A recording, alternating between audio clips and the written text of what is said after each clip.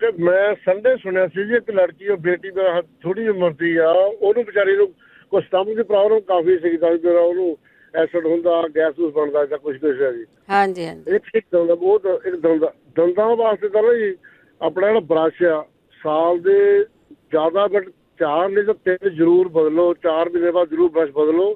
ਦੂਜੀ ਉਹਨੂੰ ਬਰੱਸ਼ ਨੂੰ ਜਦੋਂ ਆਪਾਂ ਦਾਤਣ ਕਰਦੇ ਸੀ ਉੱਦਾਂ ਕਰੋ ਜੀ, ਥੱਲੇ ਨੂੰ ਉੱਤੇ ਨੂੰ, ਉਹ ਲੰਮੇ ਗਾਂ ਸਾਰੇ ਜਵਾਬ ਉਹ ਬਣ ਸਕਦਾ ਤੇ ਉਹਨਾਂ ਖਰਾਬ ਹੁੰਦੇ ਆ। ਜਿਵੇਂ ਆਪਾਂ ਦਾਤਣ ਕਰਦੇ ਹੁੰਦੇ ਸੀ ਉੱਦਾਂ ਤੁਸੀਂ ਕਰੋ ਤਾਂ ਤੁਹਾਨੂੰ ਬਹੁਤ ਫਾਇਦਾ ਹੁੰਦਾ ਉਹਦਾ। ਹਾਂਜੀ ਹਾਂਜੀ ਤੇ ਰਾਤ ਨੂੰ ਸੌਣ ਲੱਗੇ ਜੇ ਬਰੱਸ਼ ਹੋ ਜਾਵਾ, ਨਹੀਂ ਤਾਂ ਕੋਸੇ ਪਾਣੀ 'ਚ ਮਾੜਾ ਜਿਹਾ ਨਮਕ ਪਾ ਕੇ ਨਾ ਜੀ ਇਹ ਚੰਗੀ ਤਰ੍ਹਾਂ ਕਰੂੜੀਆਂ ਕਰੋ, ਮਤਲਬ ਮੂੰਹ 'ਚ ਪਾਣੀ ਪਾ ਕੇ ਉਹਨੂੰ 20-25 ਸਕਿੰਟ ਜਦੋਂ ਮੂੰਹ ਦੰਦਾਂ ਵਿੱਚ ਘੁਮਾਵੋ ਦਾਣਾ ਦਾਣਾ, ਤੇ ਉਹ ਕਾਫੀ ਫਾਇਦਾ ਕਰਦੇ ਜੀ। ਉਹ ਜਿਹੜੀ ਬੇਟੀ ਦੇ ਸੀ ਨਾ ਸਟਮਕ ਦੀ ਗੱਲ ਜੀ, ਉਹ 2-3 ਚੀਜ਼ਾਂ ਇੱਥੋਂ ਵੀ ਤੁਹਾਡੇ ਸੁਣੀਆਂ ਹੋਈਆਂ। ਇੱਕ ਤਾਂ ਆਪਣੇ ਜੀਰਾ, ਜਵੈਣ, ਸੌਂਫ ਵਿੱਚ ਮਾੜੀ ਕਾਲੀ ਮਿਰਚ ਪਾ, ਨਮਕ ਪਾ ਲਓ, ਜਿਹੜਾ ਸੀ ਸਾਲਟ ਪਾਉਣਾ, ਹਾਂਜੀ ਉਹ ਦਹੀਂ 'ਚ ਪਾ ਕੇ ਨਾ ਜਿੰਨਾ ਚਾਹੀਦਾ ਉਹਨਾਂ ਹਿਸਾਬ ਜਿਹੜਾ ਖਾ ਲਓ, ਮਤਲਬ ਅੱਧਾ ਚਮਚਾ, ਥੋੜਾ ਉਹਦੇ ਘੱਟ ਚਮਚਾ, ਉਹ ਵੀ ਕਾਫੀ ਫਾਇਦਾ ਕਰਦਾ ਜੀ। ਠੀਕ ਹੈ। ਦੂਜਾ ਹੈਗਾ ਜੀ ਜਿਹੜਾ ਆਪਣਾ ਰਾਈ ਪੀਸ ਲੈਣੀ ਤੇ ਤ੍ਰਿਫਲਾ ਅੱਧੇ ਚਮਚ ਨੂੰ ਘੱਟ ਉਹ ਵੀ ਖਾਣਾ ਜੀ। ਚੌਥਾ ਹਿੱਸਾ ਖਾ ਲਓ, ਫਿਰ ਲੋੜ ਫੇਰ ਖਾ ਲਓ, ਉਹ ਗਰਮ ਪਾਣੀ ਨਾਲ ਚਾਹ ਨਾਲ ਖਾ ਲਓ, ਉਹ ਵੀ ਫਾਇਦਾ ਕਰਦਾ ਜੀ।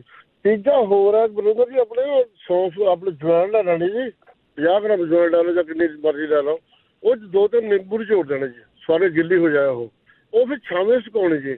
ਛਾਵੇਂ ਸੁਕਾ ਕੇ ਬਸ ਫਿਰ ਉਹ ਵੀ ਜੇ ਸੁੱਕ ਗਿਆ ਤਾਂ ਫਿਰ ਉਹ ਵੀ ਤੁਸੀਂ ਉਹਦਾ ਚਮਚਾ ਲੈ ਲਓ ਚਾਹ ਨਾਲ ਜਾਂ ਗਰਮ ਪਾਣੀ ਨਾਲ, ਕੋਸੇ ਪਾਣੀ ਨਾਲ, ਤਾਂ ਕਾਫੀ ਫਾਇਦਾ ਕਰਦਾ ਇਹ ਸੀ ਜੀ। ਠੀਕ ਹੈ ਜੀ, ਥੈਂਕ ਯੂ ਜੀ।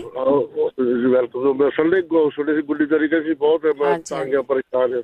ਹਾਂਜੀ ਠੀਕ ਹੈ, ਥੈਂਕ ਯੂ ਜਗਦੀਪ ਜੀ, ਬਹੁਤ ਧੰਨਵਾਦ ਹੈ ਜੀ। ਸੰਡੇ ਨੂੰ ਇਹ ਰਿਪੀਟ ਹੁੰਦਾ ਪ੍ਰੋਗਰਾਮ ਤੇ ਕਈਆਂ ਦਾ ਟਾਈਮ ਹੁੰਦਾ ਉਦੋਂ ਸੁਣਦੇ ਆ, ਤੇ ਜੀ ਕਰਕੇ ਜ਼ਰੂਰ ਦੇਖ ਲਿਓ। ਨਿੱਜਰ ਸਤਿ ਸ਼੍ਰੀ ਅਕਾਲ ਜੀ। ਰਾਤ ਨੂੰ ਮਤਲਬ ਨੀਂਦ ਬਹੁਤ ਘੱਟ ਆਉਂਦੀ ਆ, ਤੇ ਜਦੋਂ ਨੀਂਦ ਖੁੱਲ ਜਾਂਦੀ ਫਿਰ ਦੁਬਾਰਾ ਨੀਂਦ ਨਹੀਂ ਆਉਂਦੀ। ਸੋਚੀ ਬਹੁਤ ਜਾਂਦੇ ਤੁਸੀਂ? ਹਾਂਜੀ ਹਾਂਜੀ ਹਾਂਜੀ ਸੋਚਦੇ ਆ ਨਾ।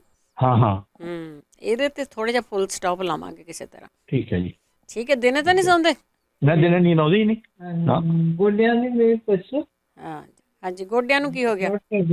ਗੋਡੇ ਪਿੱਛੇ ਚੈੱਕ ਕਰਾਏ ਸੀ ਉੱਥੇ ਹਸਪੀਟਲ ਜਾ ਕੇ, ਉਹ ਕਹਿੰਦੇ ਬਿਲਕੁਲ ਠੀਕ ਠਾਕ ਹੈ, ਕਹਿੰਦੀ ਹੁਣ ਵੀ ਦੁਖਦੇ ਆ ਕਦੀ ਕਦੀ। ਉਹ ਦੁਖਦਿਆਂ ਦਾ ਤਾਂ ਇਲਾਜ ਆ, ਉਹਨਾਂ ਦੀ ਮਾਲਸ਼ ਮੂਲਸ਼ ਕਰਿਆ ਕਰੋ।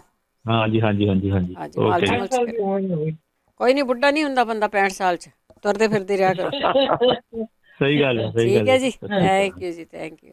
ਦੇਖੋ ਜਿਹੜੀ ਤੁਹਾਡੇ ਸਾਰਿਆਂ ਨੂੰ ਕਹਿੰਦੇ ਆ ਕਿ ਇੰਨੇ ਕੁ ਤੁਹਾਡੇ ਕੋਲ ਪੈਸੇ ਹੈਗੇ ਆ ਕਿ ਜਿਹੜਾ ਹੈਂਡ ਮਸਾਜਰ ਹੁੰਦਾ ਨਾ, ਸਾਰੇ ਜਾਣੇ ਮੰਗਵਾ ਲਓ।